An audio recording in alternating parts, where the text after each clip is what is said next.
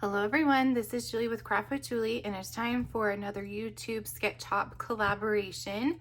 It is the second Friday of the month, and so together with some of my amazing YouTube friends, we all take the same sketch and create a page or layout and then share that here on YouTube. So I will put a playlist in the description. So if you want to go check out what the other ladies created.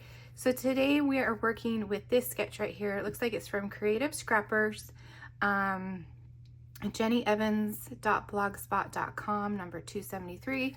And the theme is special moments. I have to write it on there so I don't forget.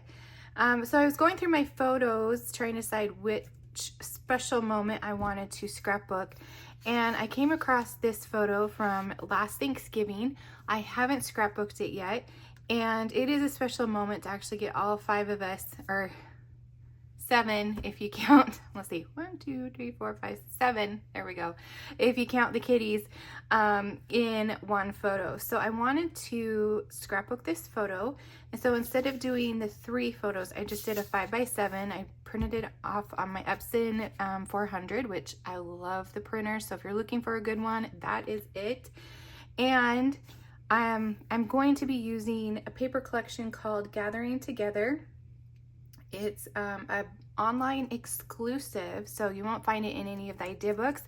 But I grabbed this, I saw it online and I'm like, that's really pretty, but then I got it and it is amazing. I had to get a second pack right away, and I thought this would be really pretty to use for a Thanksgiving photo. So it has kind of a gold foil in it. There's a front and a back. This one has a green in it. Look how cute these plaids are. And then this one I think I want to use as my base. So kind of just putting them on here just to kind of see how it would look. I'm kind of liking like this direction maybe, and then adding my photo in the center with the title and then some other elements too. So stick around and let's see where this page goes. I did decide to use that gold and beige pattern for the base of this page, and then I'm going to map my photo on basic beige and early espresso. My two of my kiddos wore outfits that day that totally matches the colors I'm using, so thank you kids for thinking of that in advance. But I'm going to add some more patterns onto the page. I will put the dimensions of what I cut these papers at in the description of the video. So if you want to recreate this page, you can totally do that.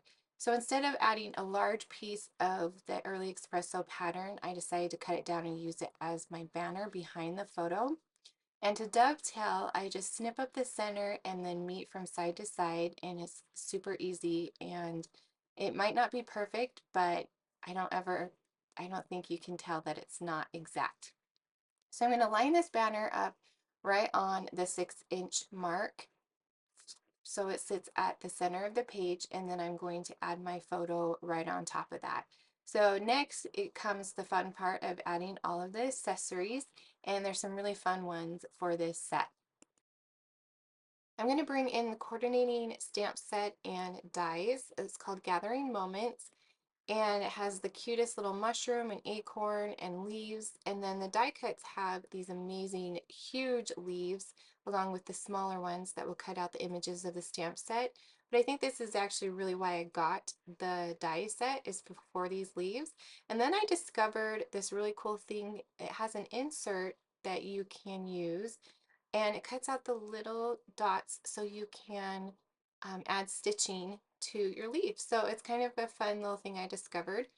I'm going to add some pattern to the crumb cake leaf, just using the stamp in the set and some of the ink, and it does look like it's going down pretty dark, but as time goes it will soften, so it won't be so dark on that one. And then I'm going to bring in some daubers and ink the edges. Now I grabbed my Cajun Craze ink, but I grabbed my crumb cake dauber, so oops. We need to clean that off real quick, get all the extra ink off, and grab the right ink to edge this leaf. Do you guys ever do that? Do you dip in the wrong ink? Let me know in the comments if I'm not alone.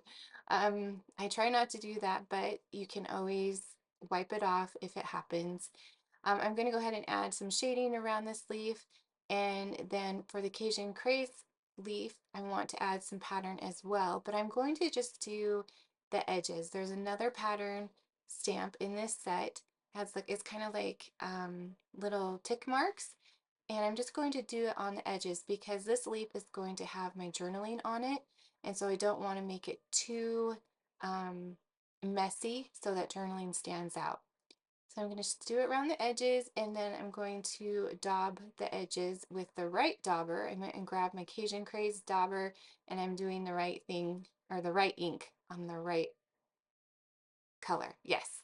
So I have the little small Cajun Craze ink pad, and as I have been creating more fall layouts, I think I need the big one because it's definitely the perfect color for fall. So next I'm going to add some thread to the leaf. Stitching is not my thing. That is Jessica's thing. She is in this hop and she does amazing stitching on her layouts. But so I'm attempting just with some thread that I had in my stash. It's actually from Stampin' Up, but I don't remember the exact color right now. But I just had some in my accents. And I'm going to do what I think is called a back stitch. I should have looked it up, but I think that's what it's called. I'm going to put it in the hole and then bring it up through the next one so there is a full complete sketch, making the leaf look like it has a vein, if that makes sense. So hopefully that does. But it takes a little minute to do it, but it's actually really fun to stitch on this, and I think I'm going to do it on some cards here soon. So stay tuned for that. Fast forward a little bit so you didn't have to watch all of the stitching.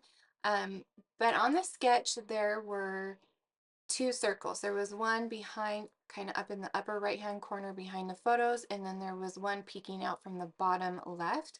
So my leaves are going to be in place of the circles on this layout. So there's also this little piece that goes across. So I brought back in that dark espresso pattern paper to tie that in down at the bottom. And then I'm going to add my journaling lines. They did it like right over the, like on the page, but I'm going to do it on my leaf. I'm just using a black journaling pen and my ruler. And I love to have journaling lines because as a lefty, my writing naturally kind of goes lopsided, if that makes sense. If you're a lefty, you know what I'm talking about. I'm just going to put that on hanging off the page, and so it's just peeking up, and then I'll add that little piece, like banner piece, over the top of the leaf. So just a little tip, when I attach the leaf with the stitching, I used the Tombow runner and it didn't stay. So I had to go back and add some dimensionals behind it, and that really worked well, just to have a couple of the little edges pop up, and it's made it stick. So there's a little tip for you. So on this sketch, there is a really large title kind of in the center underneath the photos. I looked through my die cuts. I didn't find anything I liked, so I went to my Cricut and I found this Thankful. I cut the background for the title in pattern paper from this collection as well. If you can kind of tell that it's a little distressed, and it makes it a little bit more soft than just regular cardstock. So I really like the look of that. And then I found these arrows. The sketch has triangles, but I thought the arrows would be super cute. So I kind of played around with them to make them the right size.